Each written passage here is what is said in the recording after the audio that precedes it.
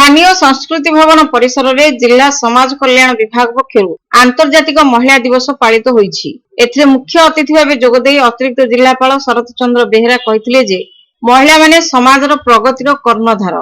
देशर सामाजिक सुरक्षा अर्थनैतिक क्षेत्र में महिला मानक अवदान उत्साहजनक। महिला माने दुर्बल और असहाय नुहंती। देश शासन ठारू आरंभ करी देश सुरक्षा पर्यंत सबु क्षेत्र में पारदर्शिता लाभ करिसेंती। ओडिशा माटीर झियो राष्ट्रपति हेबा गौरवर विषय।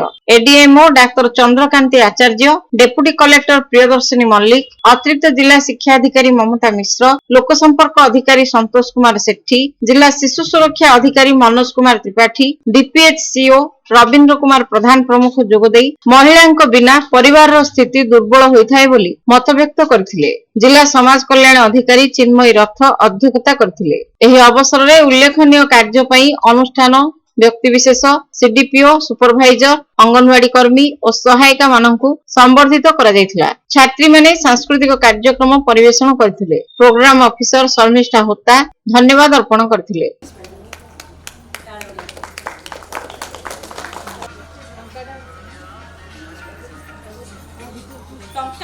अकाउंट को जीव 20,000 टंका खर्च पाई से यूटिलाइज करेंगे। तृतीय स्थान अधिकार कर